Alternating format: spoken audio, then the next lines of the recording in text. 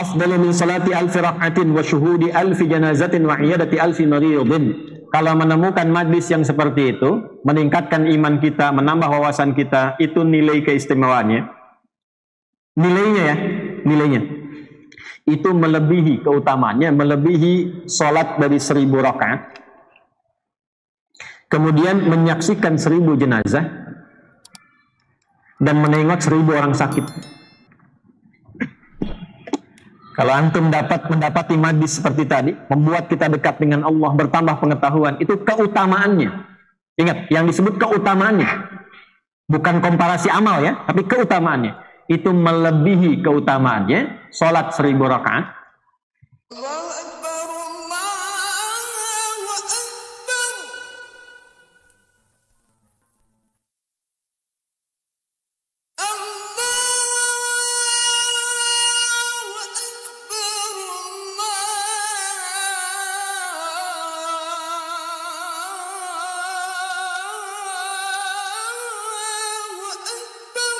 Anna khudara majlis dzikrin.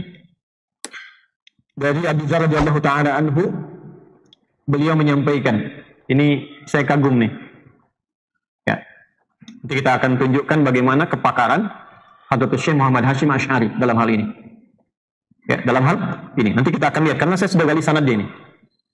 Beliau menyambungkannya kepada Abu Dzar Al-Ghifari radhiyallahu taala anhu, menyampaikan anna khudara majlis dzikrin, bahwa menghadiri majlis zikir itu, oke? Kalau kita nanti kembalikan ke redaksi-redaksi yang tersambung kepada hadisnya, itu disebutkan majlisi alimin, ya, atau majlisi ilmin, karena hadis boleh disampaikan dengan makna, dan beliau ini hafal matan dan sanad hadis banyak sekali. Ya, banyak sekali. Dan di kitab ini, di pembukanya itu disampaikan, ini sanadnya. Ijazahnya. Dan banyak bahasa Nabi itu menyebut majlis ilmi itu dengan majlis zikir. Kenapa yang ditampilkan kalimat zikir di sini bukan ilminya? Lihat baik-baik. Dalam riwayat lain kan ditemukannya majlisi alimin, majlisnya orang berilmu. Tapi beliau mengambil kata yang lain, memilih kata yang lain, diksi yang lain menjadi majlisi dzikrin. Oke? Kenapa? Karena tidak setiap orang yang datang ke majlis ilmu itu mampu membuat dirinya terkoneksi, tersambung dengan Allah. Karena itu yang ditampakkan zikirnya, bukan ilmunya. Jadi ilmu yang tidak membuat kita ingat Allah, itu ilmu yang tidak mendapatkan perhatian dalam Islam. Puncak tertinggi ilmu itu ketika ilmu yang kita dapatkan mengingatkan kita dengan Allah. Itu ilmu yang sesungguhnya. Adik-adik yang belajar di kampus nih, udah tahun keberapa? Udah ingat Allah belum? Hah? Jurusan apa saja? Doakan saya Ustaz, saya sudah semester terakhir nih, mau wisuda. Udah ingat Allah belum? Hah? Udah ingat Allah belum? Belajar tinggi-tinggi S1, S2, S3, udah ingat Allah belum? Yang paling fatal itu, sudah sampai S3 kok malah lupa sama Allah. Semua agama sama, menuju pada Tuhan yang sama, cuman caranya beda-beda. Ngapain kalau tinggi-tinggi? Ngapain tinggi-tinggi? Coba. Makanya kan tiap bangun tidur itu, ilmu itu, kalau sudah mengingatkan kita dengan Allah, maka dia paham esensi sesuatu. Esensi sesuatu itu namanya lub. Antum tuh kalau lihat kelapa, pengen makan kulit luarnya, atau pengen makan daging dalamnya. Nah, daging dalamnya itu disebut lubun namanya. Ya, kalau luar masih kulitnya serabut, habis itu batako, ya kan? Ya kan? Habis itu dibuka kan? Nah, yang dalamnya kan yang paling enak tuh, itu lubnya namanya, lub. Jadi orang itu kalau nyari kelapa muda, dogan atau kelapa misalnya yang hijau dan sebagainya, itu kan yang dicari bukan kulit luarnya, bagian dalamnya kan? Kalau bukan airnya itu bagian dalamnya, itu lubun namanya. Jamaknya albab. Orang yang paham tentang kelapa, dia mengincar dalamnya bukan luarnya. Kecuali memang kebutuhannya kebutuhan luar, yang kecil-kecil. Nah, orang yang paham ilmu, dia mengerti dengan esensi ilmunya. Begitu memahami esensinya, maka berubah namanya menjadi ulul albab. Dan esensi tertinggi ilmu itu untuk menguatkan iman. Ketika imannya kuat, kenal Allah, naik derajat. Itu yang dimaksudkan Quran surah 58 ayat yang ke-11. Yarfa'illahu alladhina amanu walladhina utul ilma. Kenal Allah. Antum kuliah buat apa? Hah? Dapat ilmu. Sudah dapat ilmu buat apa? Kerja. Kerjanya buat apa? Dapat harta. Harta buat apa? Buat apa? Tambah makan, minum, puas. Keluar kotoran, meninggal. Gitu. Orang beriman tuh cari ilmu untuk mensyukuri Allah. Kenal Allah. Dapat hartanya pun untuk menaati Allah. Jadi dia itu punya program. Dapat harta supaya dipakai apa? Dibawa ke keluarga untuk nyusun di rumah ada tempat ibadah. Punya musalla, punya mushaf. Itu yang disebut nafkah namanya. Makanya disebut nafkah. Nafkah itu dari bahasa Quran. Quran surah keempat, ayat 34. Ar-rijalu qawwamuna 'alan nisa bima faddalallahu ba'dahum 'ala ba'dhin wa bima anfaqu min amwalihim. Infak itu disebut dengan nafkah singkatannya. Sebelum menyebutkan nafkah, ada kata Allah di situ. Bima faddalallah. Jadi antum tuh cari nafkah untuk menaati Allah. Bukan buat maksiat. Cari harta dikasih sama Allah kok dipakai untuk berkhianat kepada Allah. Dikasih harta jalan-jalan ke tempat yang menghilangkan iman. Dikasih harta dipakai untuk maksiat. Itu bukan ulil albab namanya. Makanya dihisab. Dulu orang itu motivasi kayanya untuk menaati Allah. Makanya Abdurrahman bin Auf itu nyusunnya begini. Tuh keluarga gimana nih? Pastikan nih supaya taat sama Allah semua. Keluarga inti. Setelah itu ke orang tua, kerabat, ya, adik, paman, dilihat semua. Quran surah kedua 215 itu. Ya, setelah itu apa? Zakat. Turunkan berapa golongan. Jadi cari harta itu buat zakat. Cari harta itu buat infak. Cari harta itu buat menaati Allah. Itu orang beriman. Kalau nggak ada iman ya nggak wajar juga sebetulnya sih. Ya. Saya tuh susah kadang-kadang mau nyebut wajar itu. Nggak wajar. Ya, karena diciptakan oleh Allah, masa nggak kenal Allah? Ya. Itu untuk orang beriman. Jadi belajar itu karena untuk menaati Allah. Makanya Nabi Muhammad ketika sukses itu diminta oleh Allah istighfar untuk contoh kepada kita. Untuk mengikis sifat-sifat supaya apa? Supaya kalau pernah salah motivasi digugurkan dosanya oleh Allah. Salah langkah digugurkan. Lalu di akhirnya ditutup untuk memperbanyak ibadah kepada Allah. Coba lihat. Idza jaa nasrullah wa ra'aitan nasa yadkhuluna fi dinillahi afwaja. Itu kan misi Nabi terbesar itu untuk itu, fi dinillahi afwaja. Semua masuk Islam. Beliau sukses tuntas. Tapi ketika sukses, apa yang disampaikan oleh Allah? Fasabbih. Terus hamdi rabbika was innahu kana tawwaba. Itu contoh buat kita sebetulnya. Kalau Nabi kan sudah maksum. Jangan sampai antum minta-minta nih sama Allah, berdoa tahajud, ya Allah pengen sukses, pengen IPK bagus, pengen pekerjaan bagus, dikasih sama Allah. Lupa sama Allah. Lupa tasbih, lupa tahmid, istighfar kata Allah. Saya masih sayang karena tawwaba. Saya terima kalau engkau mau balik. Kalau salah orientasi, saya terima sini, perbaiki kisah hidup. Itu. Ya, ilmu demikian. Ini mahal, ngaji itu mahal. Makanya disebut majlis, tempat mengangkat dari kata jalasa. Jalasa itu bukan sekedar duduk. Jalasa itu berpindah dari yang rendah ke tinggi. Kalau tinggi ke rendah disebut qa'ada namanya, qa'ada. Sama-sama duduk sekarang artinya. Fadhal aqwa di akhi. Qu'udan. Qu'ud itu dari berdiri, tinggi ke rendah. Antum berdiri, diminta duduk. Bahasa Arab fasihnya bukan ijlis. Kalau ijlis naik ke langit duduk tuh. Ke bawah turun. Bawah. Makanya orang yang nggak bisa sholat berdiri, duduk. Bahasanya menggunakan qu'udan bukan julusan. Quran surah keempat ayat 103. فَإِذَا قَضَيْتُمُ الصَّلَاةَ فَاذْكُرُوا اللَّهَ قِيَامًا bukan julusan.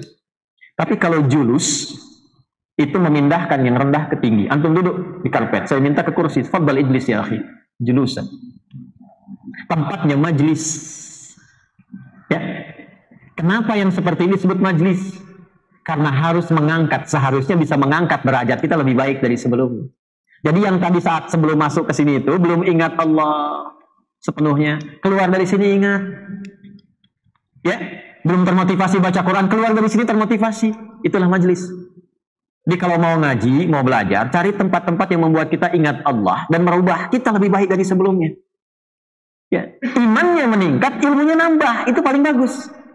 Karena nanti ada majlis iman aja ada, ilmu kurang. Ada.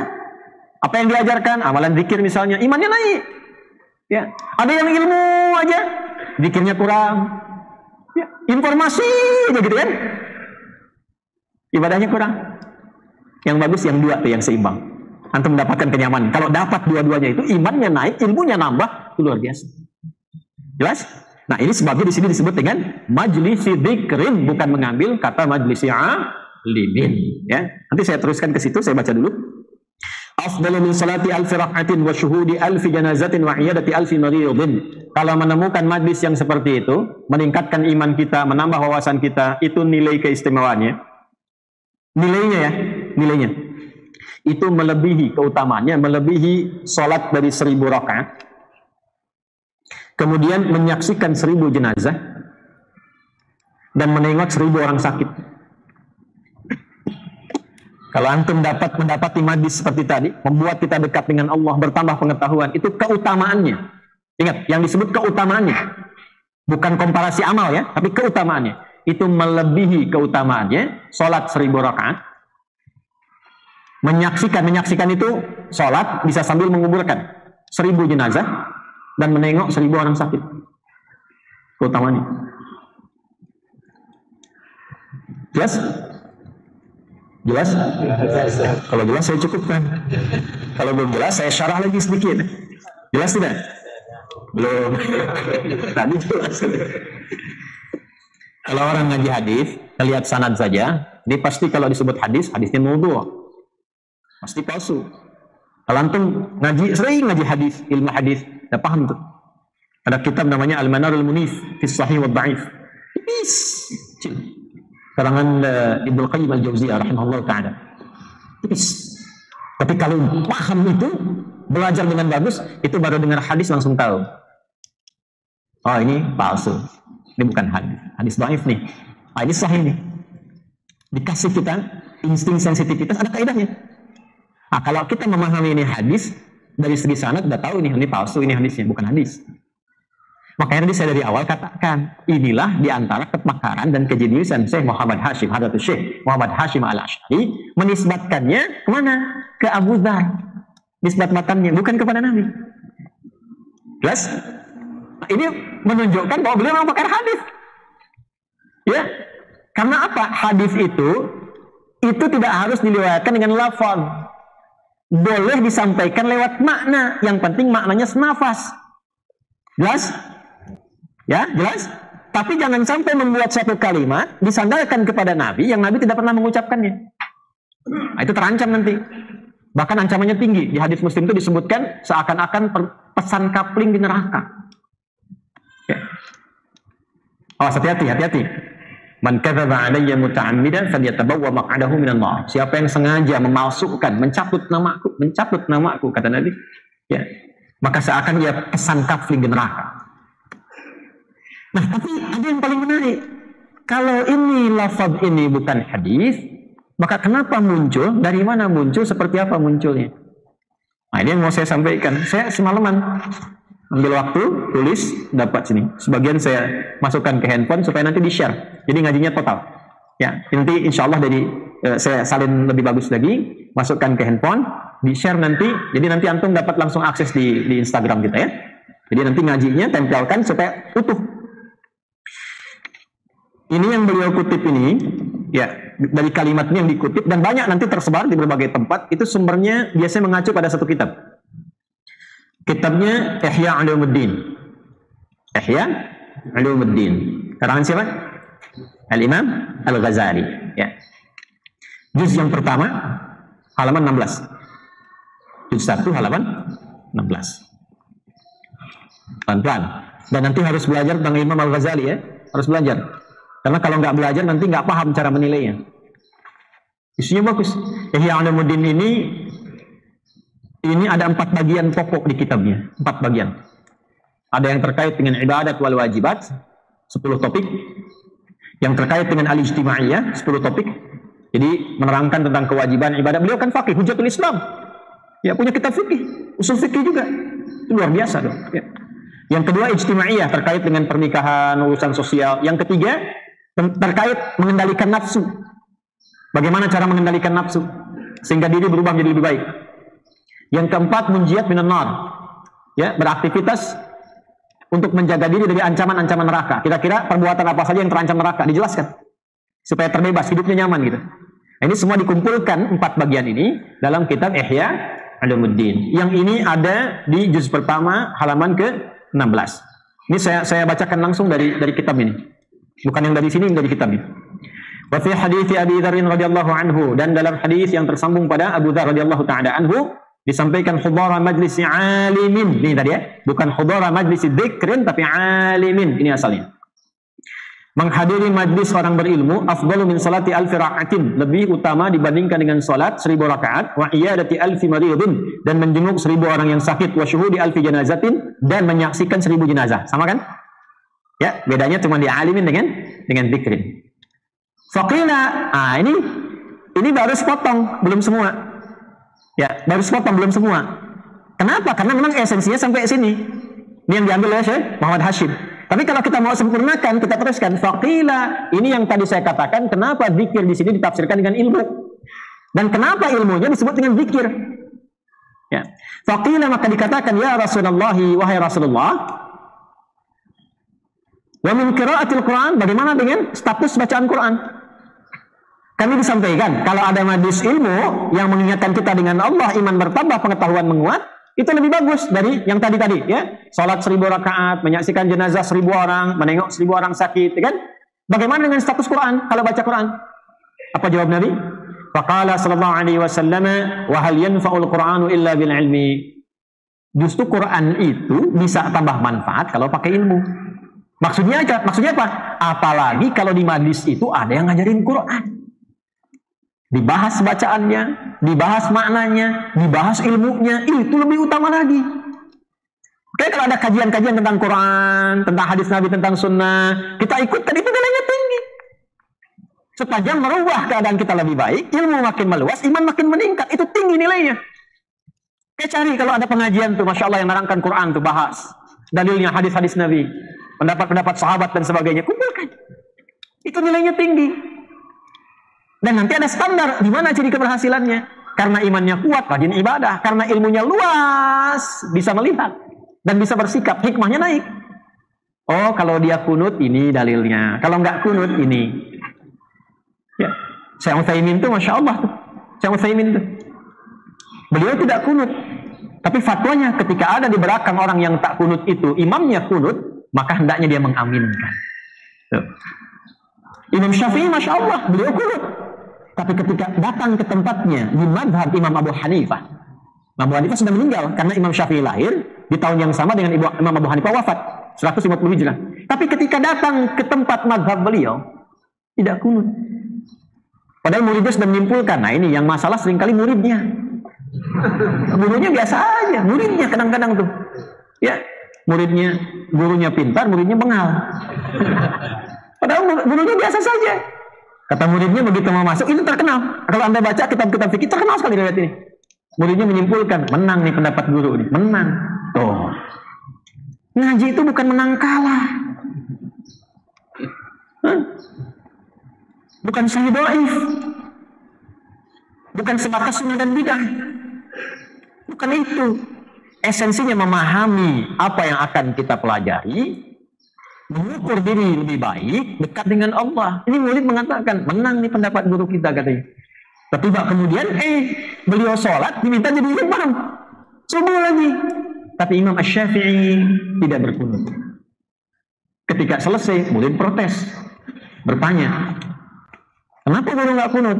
Kan kita kunut mazhabnya. Kata Imam Asy-Syafi'i, saya menghargai pendapatnya Imam Abu Hanifah yang dipraktikkan di tempatku. Itu menjadi kaidah adab dalam dakwah. Kalau datang ke satu tempat, sudah menggunakan di situ satu cara yang bersumber dari Nabi, dalilnya ada nyambung ke Nabi. Cuman ada beberapa pilihan untuk memudahkan masyarakat di situ memilih yang A karena merasakan enak di situ, mudah di situ. Ya, contoh bagaimana misalnya, kan banyak tuh ada yang bacaan seperti Bismillahirrahmanirrahim. Kan bisa dijaharkan, bisa silent, bisa nggak dibaca sama sekali, bisa rakaat pertama dibaca, selanjutnya enggak. Satu tempat misalnya baca jahar. Bismillahirrahmanirrahim. Di Bekasi bisa. Di Bandung silent. Bismillahirrahmanirrahim. Alhamdulillahirabbil alamin. Surabaya misal nggak dibaca langsung. Alhamdulillahirabbil alamin. Semua jenis bacaan ini tersambung ke Nabi, ada dalilnya. Ada sebabnya, ada ilmunya. Kenapa baca ini? Ini riwayatnya. Dia senang dengan itu, dia ikut Nabi lewat riwayat ini. Ngaji, tahu ilmunya, nggak ada masalah. Datanglah kemudian orang Bandung yang silent tadi ke Bekasi. Ya, Imam Ustadz Amir bacaannya jahar. Bismillahirrahmanirrahim. Dia biasa silent. Belum tahu riwayat tadi. Subhanallah.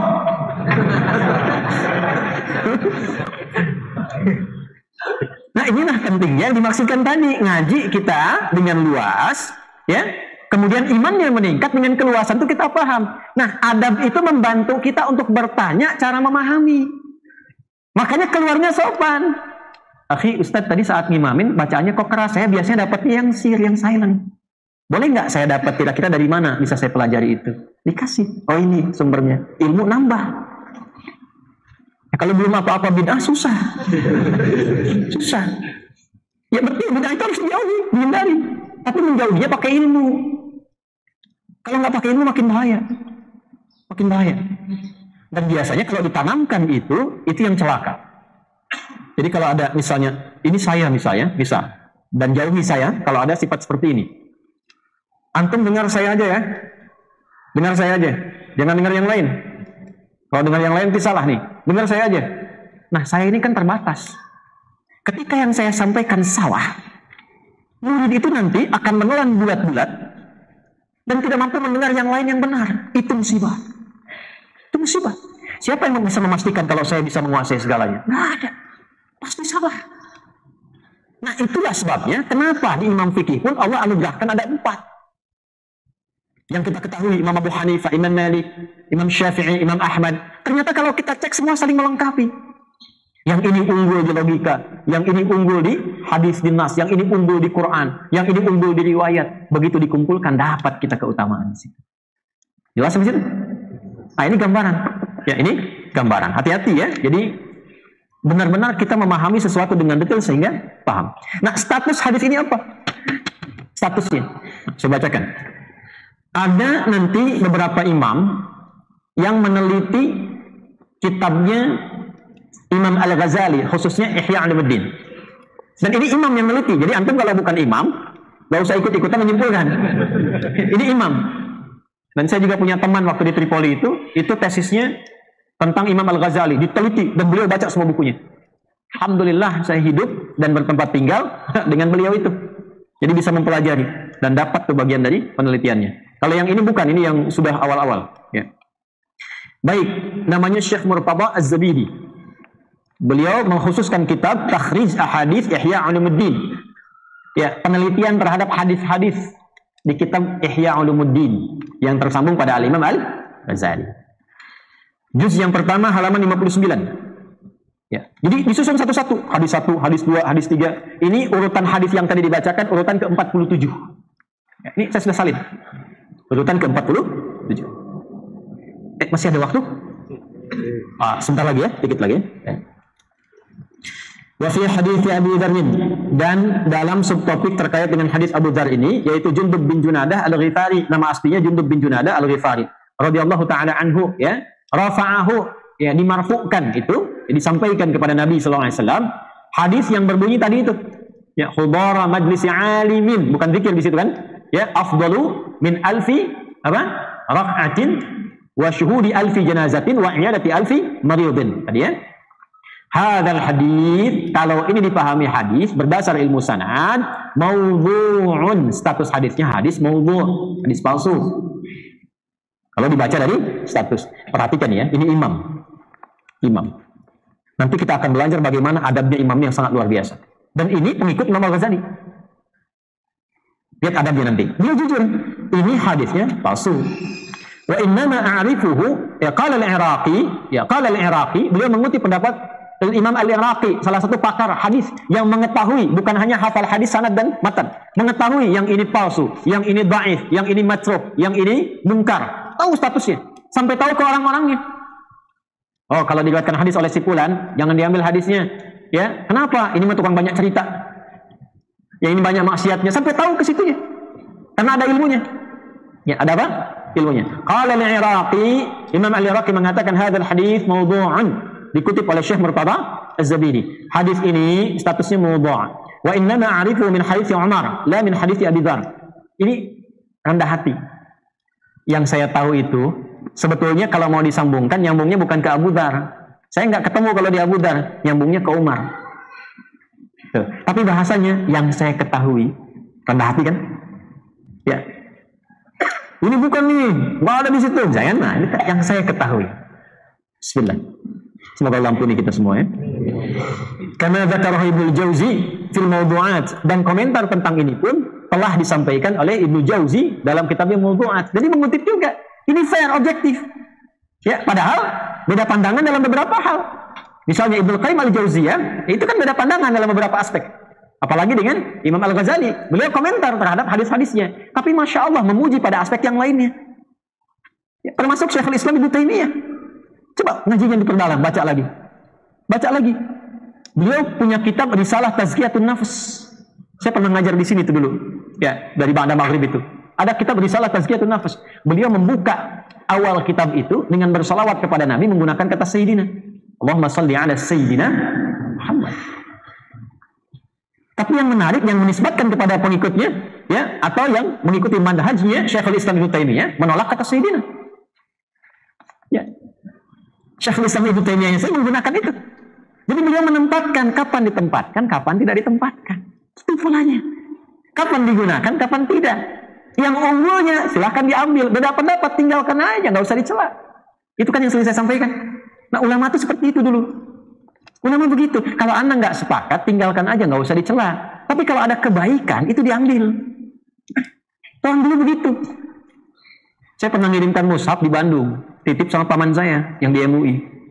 Begitu disampaikan, senang pengurusnya. Alhamdulillah, Masya Allah, Pak Kiai mushaf. Dari mana mushaf ini? Ustaz Adi Hidayat. Ambil aja, bid'ah itu katanya. Sudah diambil lagi. Saya bilang musibah ini. Mushaf disebut bid'ah. Musibah. Musibah. Dan saya cek ternyata nggak kenal. Saya nggak kenal mereka, mereka pun nggak kenal saya. Coba Anda bayangkan, pada yang belum kenal pun dibid'ahkan. Padahal belum pernah ketemu, belum pernah nanya. Tuh. Karena itu saya sering menyampaikan, dari dulu saya sampaikan. Ya, kalau ada beda pendapat, duduk, lalu diskusi. Kalau kemudian sifatnya yang usul, perbaiki. Kalau pada yang furu'iyat beda-beda sedikit karena pilihan, karena bismillah, karena kunut, karena apa, saling menghormati. Setelah itu disampaikan kepada masyarakatnya atau jamaahnya. Oh, si fulan itu kalau pakai ini, dalilnya ini. Kita nggak pakai itu karena kita pakai yang ini yang kita yakini, itu lebih bagus. Kalau semua demikian itu jadi baik, alhamdulillah. Ustaz-ustaz duduk, ada database-nya, jadi tahu mau ngaji ke sini, pakarnya di bidang ini. Foto sama-sama, jamaahnya tenang, alhamdulillah. Itu yang bagus. Ya, sekalipun sunnatullah selalu ada penilaian-penilaian itu. Tapi saya mengajarkan kepada Anda, harus selalu menghormati orang lain. Belajar yang baik, jangan mudah kemudian apalagi mencela orang lain. Saya tidak pernah mengajarkan Anda untuk mencela orang. Walaupun beda pendapat, sekalipun salah, ditunjukkan dengan cara yang baik. Jelas ya? Baik. Saya selesaikan dulu sebentar sebelum berakhir. Faqala, kenapa ini disebut dengan maudhu'? Rawa Muhammad bin Ali ibnu Umar al-Mudzakkar. Nah, di sini ada orang bernama Umar al-Mudzakkar. Umar al-Mudzakkar ini dikomentari oleh Abu Bakar al-Khatib. Syekh Abu Bakar al-Khatib ini juga begawan di bidang hadis. Sangat mengetahui sanad hadis. Matruk. Status orangnya matruk. Jadi ada mungkar, ada matruk, ada maudhu', itu beda. Kalau mungkar itu biasanya dijauhi karena orang yang diduga meriwayatkan hadis ini terduga berpotensi banyak berbuat maksiat. Walaupun mungkin informasinya benar, mungkin, tapi hadisnya nggak diambil supaya tidak menjadi aib kepada Rasulullah. Kok bisa hadis disampaikan oleh pemabuk misalnya? Jelas ya? Supaya nggak jadi fitnah. Saking ketatnya demikian. Maka cari jalan lain yang mendapatkan informasi serupa, dicari dari orang baik yang tidak terjerat oleh sifat-sifat mungkar. Nah, matruk ini biasanya disampaikan hadisnya oleh orang-orang yang awalnya seringkali bercerita dan ceritanya sering ngarang. Sedangkan mengarang cerita itu kan yang dikarang itu kadang nggak benar kan? Ya, bahasa tegas itu dusta. Nah, hadis itu nggak bisa dipakai dalam hal demikian karena nggak boleh mengarang-ngarang. Nah, untuk antisipasi jangan mengambil hadis itu dari pendongeng, dari tukang cerita. Kenapa? Karena kadang-kadang ada yang nggak bisa dibedakan mana cerita mana hadis. Karena itu hadisnya ditinggalkan. Ditinggalkan itu turika, orangnya matruk, tinggalkan itu supaya nggak terjebak pada sesuatu yang mungkin saja bukan hadis tapi cerita. Kalau pengen tahu, jangan langsung disimpulkan cerita orangnya, maka cari jalur lain. Ada nggak hadis itu? Dicari jalur lain, itu adabnya. Jelas? Yang ketiga maudhu. Maudhu itu jelas palsu. Dari kata wudi'a, wada'a, meletakkan, membuat hadis yang memang bukan hadis. Contoh, tapi disamarkan. Afdalud dahri bi faisil laili kujifa wa kurifa wa ubina hatta karusa udamuhu fa idza bukhila fa duriba unuhu thalatha marrat hatta utiha rawahu syaikhan. Kalau antum belajar nahwu benar semua tuh kalimatnya. Syaikhan Bukhari dan Muslim. Padahal maksudnya bukan itu, cuman disamarkan. Afdalud dahri, dahar yang paling afdal, bi faisil laili dengan pais lele. Kucipa kasih kecap sedikit, wa kurifa tambahkan kerupuk, hatta karusa udangu sehingga terasa udangnya. Fa idza bukhila, apabila kabuhilan. Asalah. Fa duriba unuhu, maka pukullah punduknya telah tamarot 3 kali hatta utiha sampai dia muntah. Rawahu syaikhan. Ya, ini kalimat disampaikan 2 orang syekh, orang tua, namanya Pak Asep dan Pak Dayat. Dulu ada orang suka nyamar-nyamarkan bikin hadis palsu. Motifnya banyak, tapi disamarkan kalimatnya. Ya, dulu tukang terong tuh ada jualan terong itu supaya laku, dimiripkan dengan hadis tentang air Zam-Zam. Bazinjan dawa unikulida, terong obat segala penyakit, supaya laku terongnya. Nah, itu maudhu. Nah, ini statusnya pada maudhu. Kenapa? Karena ada orang matruk. Nah, teruskan. Sebentar ya, supaya nggak sepotong-sepotong pemahamannya, agak cepat saya. Nah, dia terima dari siapa? Qala hadatsana Ishaq, ya, bin Ja'ad, hadatsana Ahmad bin Abdullah Al-Harawi. Nah, di sini problemnya. Al-Harawi ini nama aslinya Juwaibari. Saya sudah punya catatannya. Nah, Juwaibari ini dikomentari oleh Imam Ahmad bin Hanbal. Imam Ahmad itu hafal 1.000.000 hadis. Punya kitab Al-Musnad. Kata Imam Ahmad, akdzabun nas, ini orang paling dusta di antara manusia. Banyak bohongnya. Banyak bohongnya. Hadatsana Ishaq bin Najih, hadatsana Hisham ya bin Hasan, hadatsana Muhammad bin Sirin, hadatsana Ubaidah. Nyambung ke sini. Ibnu Salmani an Umar bin Al-Khattab radhiyallahu taala anhu. Nah, ini sanad yang tersambung ke Umar, jadi bukan dari Abi Dzar. Tapi yang tersambung ke Umar pun ada masalah karena ada Al-Juwaibari yang diduga mendustakan hadis ini. Paham? Jadi dari segi sanad bermasalah. Tapi apakah isinya bermasalah? Ini ternyata teman-teman sekalian, ya Bapak dan Ibu sekalian, ternyata yang riwayat Umar ini, ja'a rajulun minal ansari ila Rasulullah sallallahu alaihi wasallam wa ana syahidun. Umar mengatakan, waktu saya hidup dulu, ada seorang pemuda dari Ansor datang ke Nabi.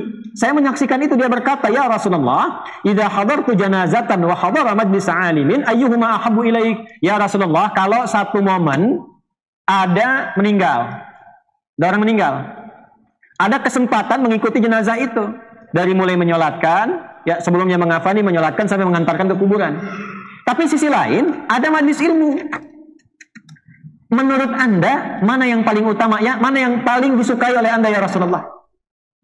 Mana yang paling disukai? Apa jawab Nabi sallallahu alaihi wasallam? Ya, perhatikan kalimatnya.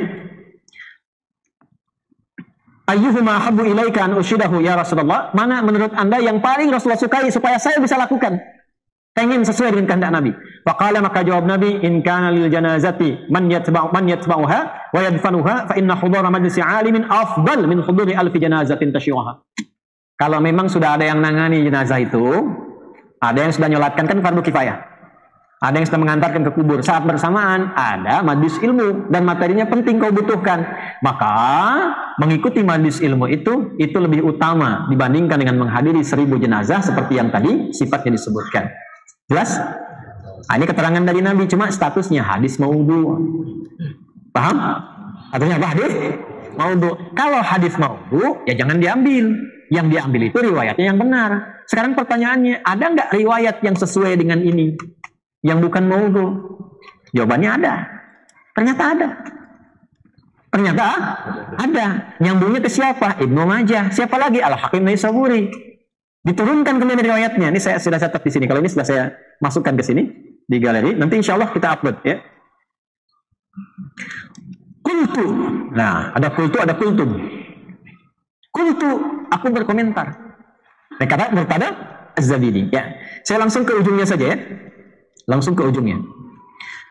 Wa nasbul jawzi ba'da qawlihi bi nafsika wa malika wa aina taqaw hadhihi al-mashahid min mashhad 'alimin amma 'alimta anna Allah yuta'u bil 'ilmi wa yu'badu bil 'ilmi wa khairu dunya wal akhirati fil 'ilmi wa syarri dunya wal akhirati fil jahli. Kata beliau, ini beliau itu Murtada Az-Zabidi, seorang syekh besar, ahli fiqih, ahli ilmu, ahli bahasa dan pengkaji hadis. Dan itu mengomentari tadi kitabnya Ihya Ulumuddin, mengeluarkan isi hadisnya, dicek.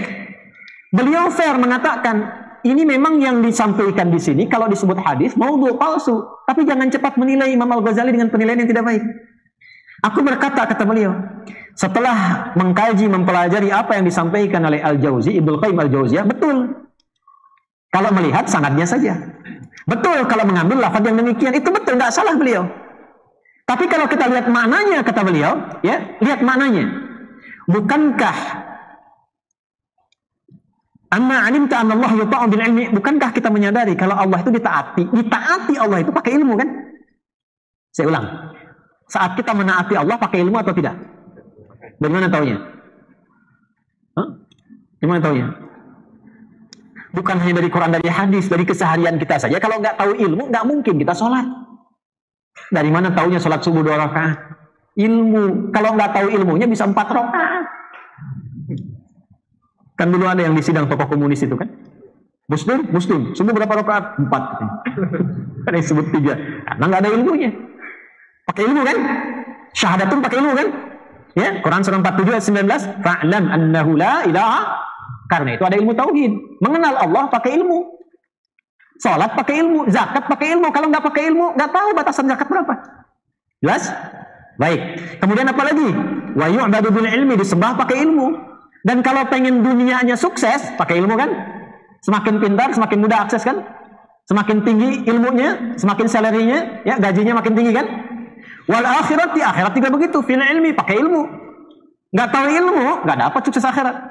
Dari mana tahunya tahajud itu bisa mendatangkan kebaikan? Pakai ilmu. Jadi intinya apa? Ilmu. Wa syarrid dunya wal akhirati fil jahli. Sedangkan orang yang nggak sukses dunia dan akhiratnya karena nggak punya ilmu. Karena ilmu kurang, kerjanya capek. Karena ilmu kurang, surganya terancam. Jelas? Nah, teruskan. Ini bahasa halus sekali, bahasa halus. Ini kan yang dibahas ini isinya tentang keutamaan ilmu. Ini jangan karena menyimpulkan, ini maudhu, salah nih, tiba-tiba ditinggalkan amalannya. Tidak, cek dulu. Kalau memang isinya bagus, tentang yang bagus, kalaupun dia bukan bagian dari hadis, cukup jangan posisikan sebagai hadis. Ambil aja isinya, cuma jangan nilai sebagai hadis. Jelas, itu maksudnya. Nih, gini. Makan saat lapar, berhenti sebelum kenyang. Pernah dengar itu? Itu bukan hadis, hadis palsu. Itu cerita. Di buku saya ada yang menyoal hadis populer, itu saya bahas. Itu cerita, bukan hadis. Tapi itu kalimat yang benar. Bahkan di ilmu kedokteran pun bagus.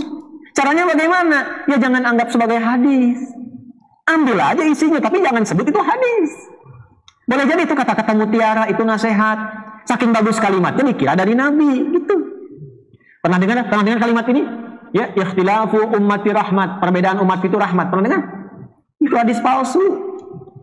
Bukan hadis. Hadis palsu. Cuman maknanya dipelajari untuk diamalkan supaya saling toleran. Jangan dikit-dikit beda, dari perbedaan itu bermusuhan. Assalamualaikum, beda manhaj. Waalaikumsalam. Jangan begitu. Jelas? Nah, ini maksudnya Syekh Murtada itu. Kan kita sepakat ilmu itu penting. Ini memang bermasalah, tinggalkan itunya. Tapi jangan sampai kehilangan esensinya. Apalagi mencela penulisnya. Betapa banyak orang-orang sekarang yang ilmunya tuh menurut saya, mohon maaf ya, masih tipis sekali. Kok bisa mencela Imam Al-Ghazali? Imam Al-Ghazali begini-begini. Ngaji belum tuntas, baca kitabnya aja belum. Baca kitabnya aja belum tuntas. Ini imam-imam besar saja, sekalipun memberi masukan, sangat objektif. Yang ini yang bermasalah, tapi isinya nggak bermasalah. Ya abaikan aja status hadisnya, ambil isinya. Bahkan sedasar-dasar di Ibnu Katsir rahimahullah dan yang lainnya itu, walaupun ketat menyimpulkan, Yang lainnya aman. Yang lain itu apa? Nasihatnya. Yang lain itu apa? Fikihnya, usulnya aman semua. Cuman memang bermasalah di apa? Status sanad hadisnya. Nah sekarang yang terakhir untuk menutup di bagian akhirnya nih. Ada nggak riwayat lain yang senapas dengan ini? Sehingga yang diambil yang itu. Jelas? Oke, yuk kita teruskan. Saya tutup ya. Kemudian waqad aqarrahu ala kaunin mawdu'an al-Hafidz Ibnu Hajar fil lisan. Nah ini fair nih. Ya, walaupun beliau pengikut Imam Al-Ghazali, pengagum tapi fair.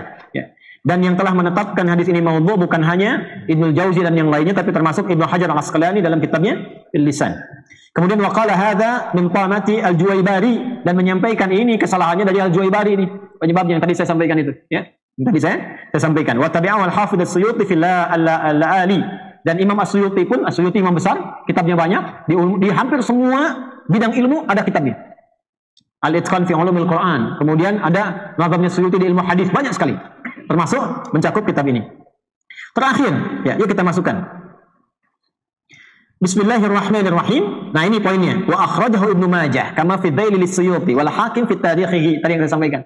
Sebetulnya ada riwayat yang riwayatnya aman, statusnya nggak sama dengan ini. Siapa yang riwayatkan? Imam Ibnu Majah, termasuk juga ya Imam Al-Hakim Naisaburi dalam kitab tarikhnya. Kama fil Jami' Al-Kabir lahu fi Musnadi Abi Dzar. Ya, walafdihi. Nah, ini yang Abu Dzar ini. Jadi ada yang tertukar. Yang Abu Dzar itu sebenarnya sahih. Ya, yang maudhu itu yang disambungkan ke Umar. Cuman kadang orang tuh iltibas, bingung mana yang Abu Dzar, mana yang Umar. Maka diambillah sanadnya yang dari Juwaybari, dinisbatkan pada Abu Dzar, tapi isinya itu sebetulnya yang Juwaybari yang salah tadi.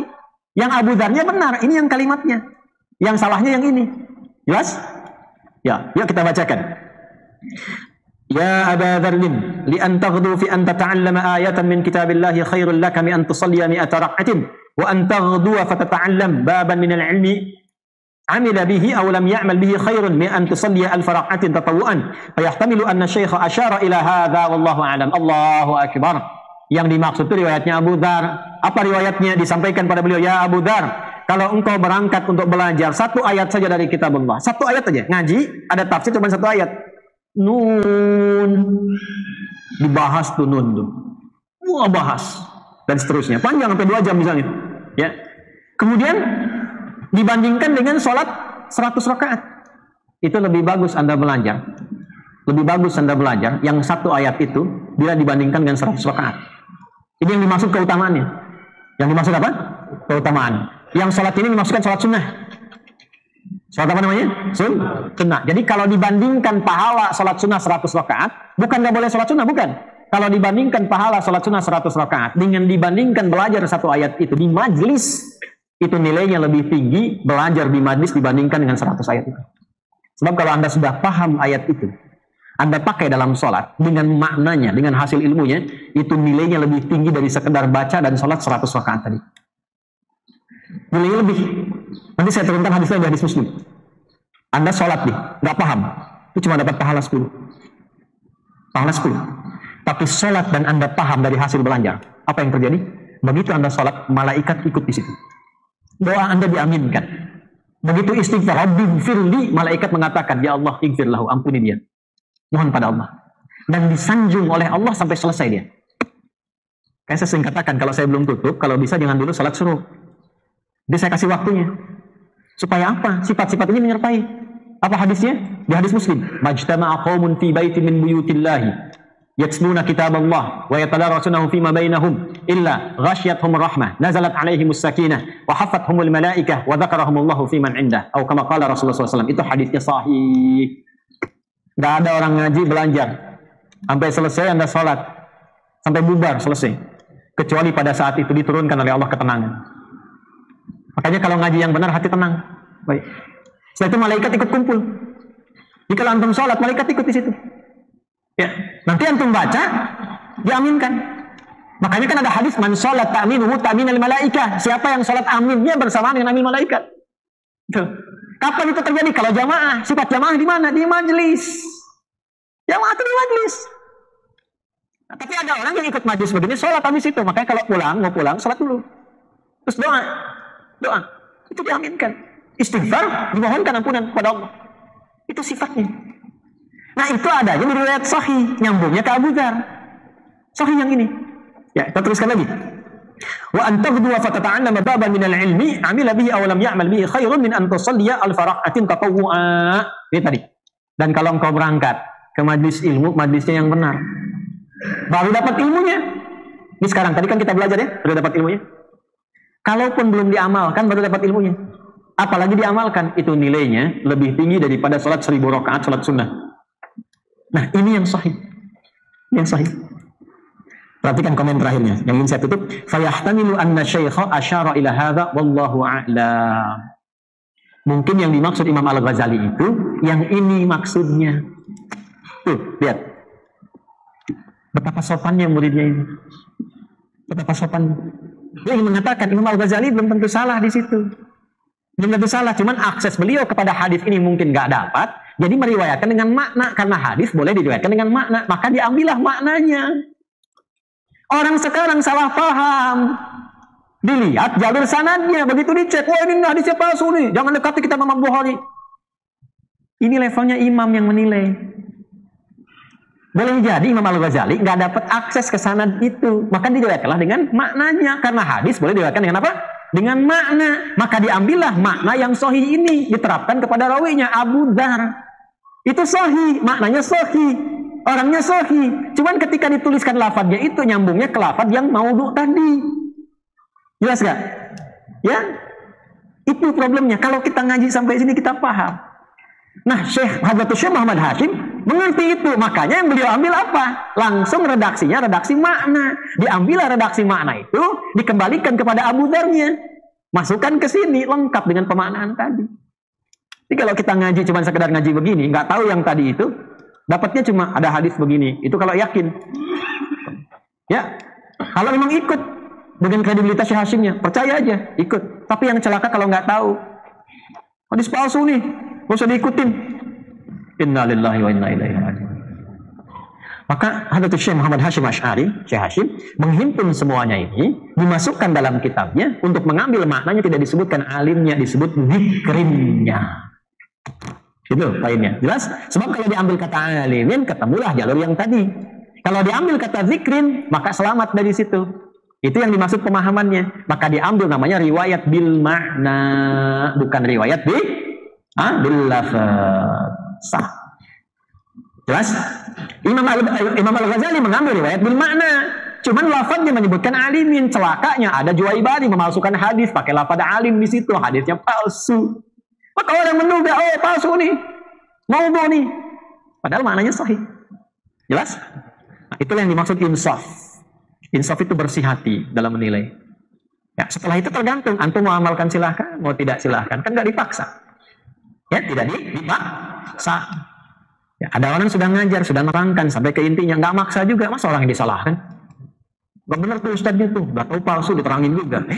Itu saya terangkan supaya Anda paham, Joni. Itu maksudnya.